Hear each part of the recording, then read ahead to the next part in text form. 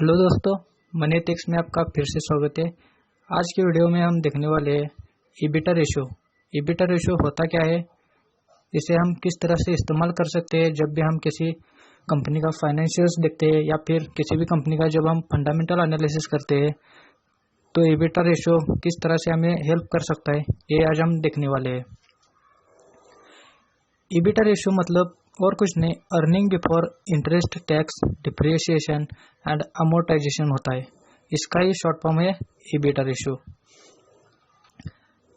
किसी भी कंपनी का जो पूरे साल का जो रेवेन्यू होता है और किसी भी कंपनी का पूरे साल का जो एक्सपेंस होता है, मतलब total revenue minus total expenses, इसमें से जो भी हमें अमाउंट बचती है उसी को हम ईबिटा कहते हैं। ईबिटा रेशियो हमें बहुत सी ऐसी चीज़ें बताता है कंपनी के बारे में जो हमें लॉन्ग टर्म में इन्वेस्ट करने के लिए बहुत हेल्प करती है किसी भी कंपनी में। तो सबसे पहली चीज़ जो ईबिटा में बताता है वो है इफिशिएंसी ऑफ मैनेजमेंट। इसका मतलब ये हुआ कि किसी भी कंपनी का जो मैनेजमेंट है वो कितना इफेक्टिव है और वो किस तरह से काम करता है और इसका ग्रोथ जो होता है मैनेजमेंट का वो ईयर ऑन ईयर कैसा है। ये सबसे इम्पोर्टेंट चीज़ है, वो हमें ईबिटा रेशो बताता है। दूसरी चीज़ है प्रॉफिटेबिलिटी ऑफ कंपनी। इसका ही मतलब ये हुआ कि कंपनी का जो भी प्रॉफिट है वो ऑपरेटिंग लेवल में कितने परसेंट का होता है, यह हमें ईबिटा रेशो बताता है। मतलब कि टोटल जितना रेवेन्यू होता है कंपनी का, उसमें से कितने परसेंट का कंपनी प्रॉफिट करती है, यह हमें ईबिटा रेशो बताता है। ये दो चीज़ें बहुत ही इम्पोर्टेंट होती है किसी भी कंपनी का जब हम फाइनेंशियल देखते हैं या फिर किसी भी कंपनी का जब हम फंडामेंटल एनालिसिस करते हैं। ये दो चीज़ें बहुत ही इम्पोर्टेंट हो जाती है। तो इसका नीचे फॉर्मूला दिया गया है, operating revenue minus operating expenses is equal to EBITDA. ये जो ऑपरेटिंग रेवेन्यू और ऑपरेटिंग एक्सपेंसेस है वो आप कंपनी के प्रॉफिट एंड लॉस स्टेटमेंट होता है उसमें दिया जाता है, या फिर कंपनी के जब हम फाइनेंशियल देखते हैं वो ऑलरेडी ये अमाउंट दिया जाता है, वो आपको कैलकुलेट करने की ज़रूरत नहीं है। इसका ही दूसरा पार्ट होता है ईबिटा मार्जिन। ईबिटा मार्जिन और कुछ नहीं, जो ईबिटा आता है हमारा operating revenue minus operating expenses, वो खाली हम जो अमाउंट आती है वो अमाउंट हम परसेंटेज में कन्वर्ट करते हैं, उसी को हम ईबिटा मार्जिन कहते हैं। तो EBITDA margin is equal to EBITDA divided by operating revenue into 100। यह हमारा परसेंटेज में आ जाएगा और वो जो ऊपर का हमारा जो ईबिटा है वो अमाउंट आ जाएगा करोड़ में या फिर रुपीज़ में, जो भी आएगा वो अमाउंट आएगा, और नीचे का जो ईबिटा मार्जिन है वो हमारा परसेंटेज में आएगा। तो हम एक एग्जांपल देख लेते हैं ताकि आपको आसानी से समझ आए। तो अज्यूम कीजिए एबीसी एक कंपनी है और उसके प्रॉफिट एंड लॉस जो स्टेटमेंट है उसमें से हम ऑपरेटिंग रेवेन्यू और ऑपरेटिंग एक्सपेंसेस निकाल लेते हैं। ऑपरेटिंग रेवेन्यू है 3436 करोड़ और ऑपरेटिंग एक्सपेंसेस है 2876 करोड़। तो चलिए देखते हैं EBITDA is equal to operating revenue.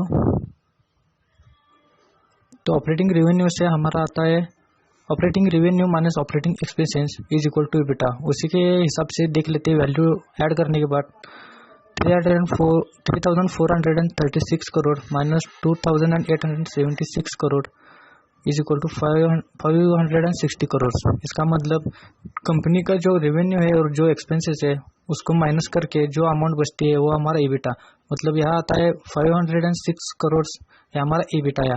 और नीचे ईबिटा मार्जिन निकालते हैं परसेंटेज में, तो यह हमारा हो जाता है 16.3%।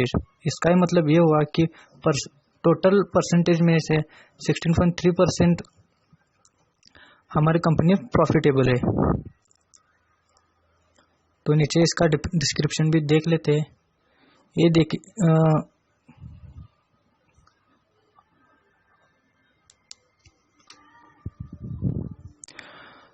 तो देख लेते, ऑपरेटिंग रेवेन्यू है हमारा 3436 करोड़ और जो कंपनी के एक्सपेंसेस है वो है 2876 करोड़। इसको जो डिवाइड करने के बाद आ जाता है हमारा 560 करोड़।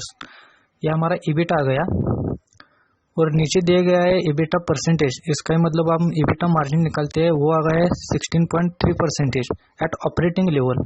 इसका मतलब क्या हो जाता है, टोटल जो कंपनी का रेवेन्यू है उसमें से 16.3% का जो रेवेन्यू बचता है वो कंपनी का प्रॉफिट है। याद रखना गाइस, जब हम लॉन्ग टर्म में किसी भी कंपनी में इन्वेस्ट करते हैं तो सबसे इम्पोर्टेंट बात है कि वो कंपनी कितनी प्रॉफिटेबल है। इसका मतलब वो कंपनी का प्रॉफिट ऑफ मार्जिन कितना है, यह सबसे ज़्यादा इम्पोर्टेंट बात है।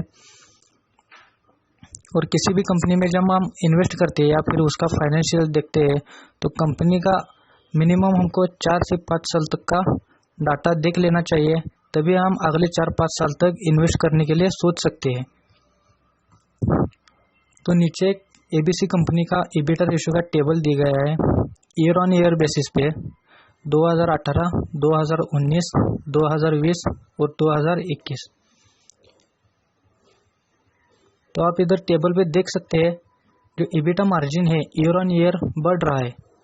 2018 में 14.6 था, 2019 में 14.4 हो गया, 2020 में 15.2, 2021 में 16.3 हो गया। इसका ही मतलब ये होता है कि ईयर ऑन ईयर जो कंपनी का ईबिटा रेशियो है वो बढ़ रहा है, मतलब कंपनी का जो रेवेन्यू है वो भी ईयर ऑन ईयर बेसिस पे बढ़ रहे हैं और इसका ये इम्पैक्ट पड़ता है हमारे प्रॉफिट मार्जिन पर, मतलब कंपनी का जो प्रॉफिट मार्जिन है वो भी ईयर ऑन ईयर बढ़ रहा है।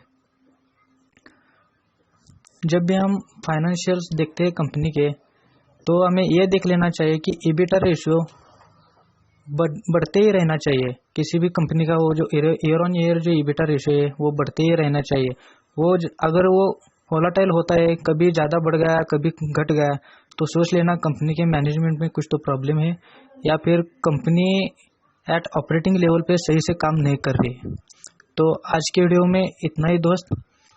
तो चलिए मिलते हैं अगले वीडियो में। लाइक शेयर और सब्सक्राइब करना ना भूले, वीडियो अच्छा लगा तो।